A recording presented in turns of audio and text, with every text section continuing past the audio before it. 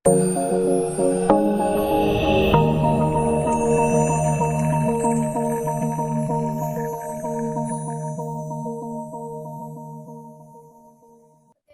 pagi kelas, hari ini kita sudah memasuki pertemuan ketiga yang akan membahas mengenai linear layout dan string.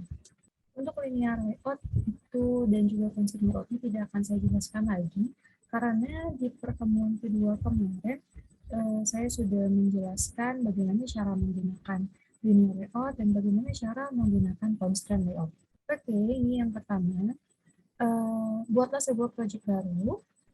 Cara membuat project untuk detailnya silahkan kalian lihat materi pada pertemuan 1 dan pertemuan 2. Di situ saya sudah menjelaskan, juga ada videonya.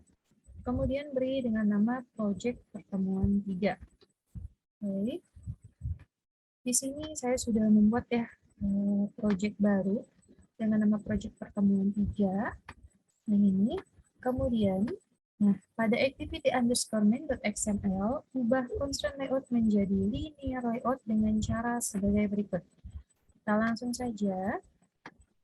Nah, jadi di sini kalau default layoutnya itu untuk pertama kali kita buat project itu pasti constraint layout.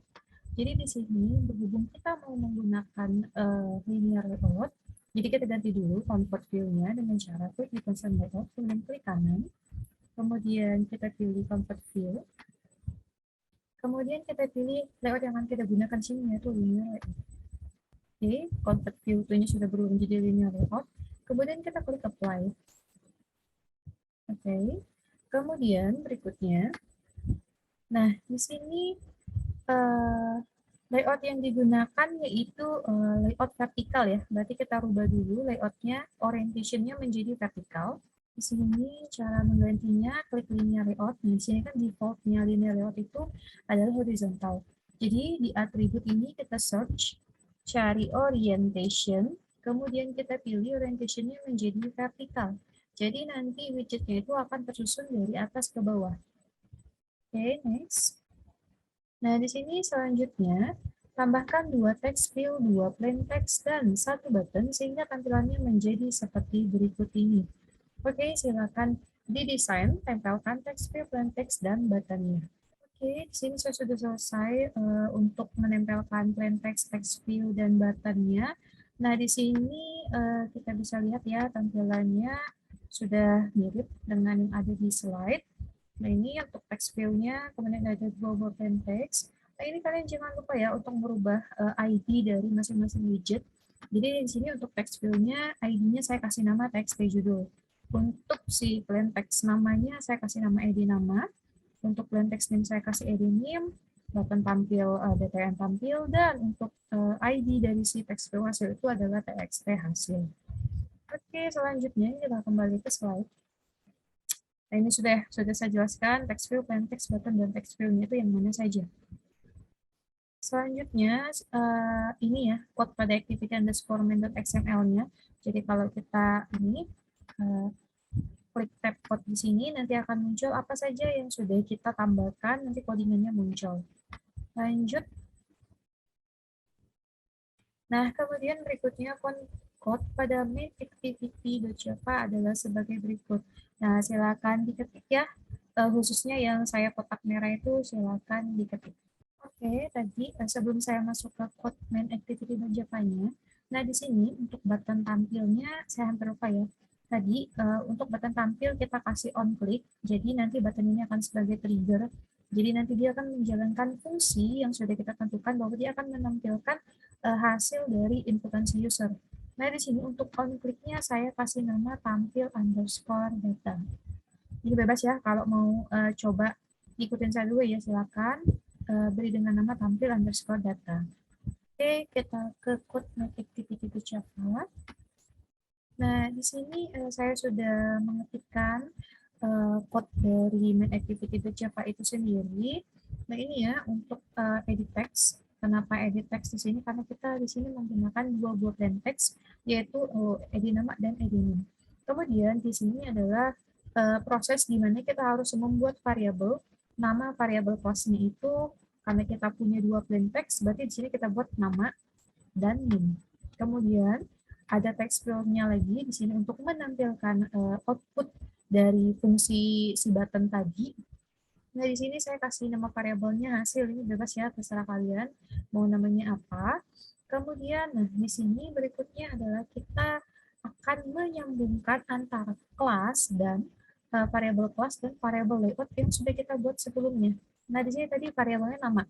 Nama, kemudian dia akan disambungkan dengan ID yang ada di layout tadi. Tadi kan plain text nama, kita kasih nama ID nama. Kemudian plain text name-nya kita kasih nama ID name. Dan untuk text field, ID text field-nya itu adalah txt hasil. Jadi di sini kita menyambungkan antara nama di kelas dan juga nama yang ada di layout activity underscore main.xml ini. Ini ya, ini ID-nya text judul sampai dengan txt hasil. Selanjutnya di sini, nah ini merupakan fungsi dari button itu ya. Kita memasukkan fungsi di dalam buttonnya bahwa di sini public void tampil underscore data. Karena tadi button tampilnya ini button tampilnya, kita kasih on kliknya tampil underscore data, maka di sini pun kita harus memanggilnya dengan tampil underscore data. Kalau kalian beda pun nggak apa-apa, palingan nanti dia nggak mau mengeluarkan hasilnya, ataupun nanti projectnya bisa menutup sendiri karena codingannya salah. Kemudian berikutnya, nah di sini, kemudian kita membuat variabel untuk menampung isi dari plain text nama dan NIM. Nah di sini karena nama dan NIM kita menggunakan tipe data string, berarti di sini string s nama ataupun string s NIM. Kemudian tadi variabelnya apa untuk menyambungkan antara si kelas dan si layout itu kita kasih namanya nama. Kemudian get text to string, bahwa kita akan mengambil teks tersebut. Sama juga dengan min. Kemudian berikutnya, nah di sini ada hasil. Hasil ini tadi kan dia merupakan text field ya. Jadi nanti hasilnya ini, hasil titik duanya ini akan berubah karena sudah kita set teksnya itu menjadi halo. Nah ini ya, ingat ya, string itu selalu diupdate oleh petik 2. Nah di sini halo, kemudian petik 2 plus S nama. Jadi maksud dari codingan ini adalah petik 2. Petik 2-nya itu akan diisikan oleh si S nama. Nanti S namanya itu diisikan apa oleh user, nanti akan ditampilkan oleh si triggernya ini. Kemudian petik 2 lagi, karena kita mau menambahkan string lagi. Dimana di sini ada petik 2 titik, karena nanti kita akan menambahkan titik di belakangnya ya, di belakang si nama tadi. Kemudian kita kasih spasi. Kalau mau kasih spasi, silakan nggak apa-apa. Kalau nggak mau kasih spasi pun tidak masalah. Ini ya, itu cuma untuk biar kelihatan rapi aja ketika outputnya nanti dijalankan. Kemudian nah di sini NIM Anda, kemudian petik 2 plus SNIM. Bahwa petik 2 ini akan diambil nilainya dari si SNIM ini. Oke, kita akan menjalankan project-nya. Di sini langsung sukses, berarti project-nya sudah selesai ya untuk prosedur project-nya. Kita klik emulatornya. Nah, di sini munculnya seperti ini. Saya lihat di activity XML. Nah, ini ya yang kita desain tadi. Kemudian hasilnya sama juga.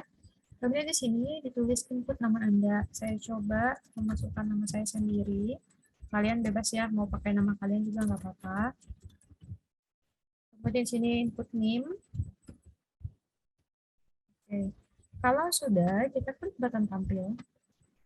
Nah, nanti dia akan muncul hasilnya seperti di bawah ini. Halo, ini Sylvania, NIM Anda 10, 11, 500, 103.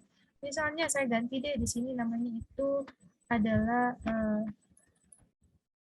misalnya Andi Lau. Ini ya, saya coba klik tampil.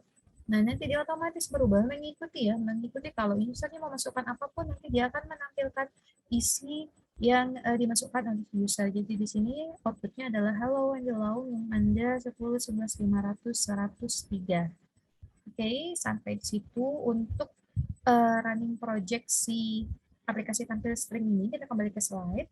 Oke, nah ini ya outputnya sama seperti yang tadi. Next. Nah ini latihan untuk latihan kita di rumah dari project sebelumnya, berarti berdasarkan project sebelumnya itu ya. Jadi kita nggak buat project baru. Tambahkan 2 plain text, dan desain sehingga layout menjadi seperti berikut ini. Jadi kalian tinggal menambahkan saja 2 buah plain text ini yang saya kotakin merah. Sehingga struktur komponen tree-nya menjadi seperti berikut ini. Jangan lupa ID-nya dikasih ya. Di sini untuk plain text kelompok, ID-nya EDKLMPK. Kemudian untuk ID si plain text mata kuliah itu ID-nya ED matkul. Lanjut. Nah, sehingga output-nya menjadi sebagai berikut. Nah, kalau tadi kita cuma sampai input nama dan input name, sekarang saya minta tambah 2, yaitu input kelompok dan input mata kuliah. Ketika saya klik tampil, nah munculnya seperti ini. Saya sudah memasukkan nama, NIM, kemudian kelompok, dan mata kuliahnya. Jadi di sini nanti akan muncul, hello, begini Silvania, NIM Anda 1011500103, Anda memilih kelompok SI6TA dan memilih mata kuliah Mobile Technology. Jadi nanti kalian praktekkan di rumah, coba. Ini gampang ya, karena kalian cuma menambahkan saja coding yang tidak ada. Oke, kita lanjut lagi. Oke, kita sudah sampai di akhir slide. Terima kasih atas perhatiannya. Jangan lupa untuk mempelajari, menyimak, dan mempraktekannya di rumah supaya ilmu pengetahuan kita pun bertambah ya. Baiklah, akhir kata saya ucapkan terima kasih dan selamat pagi.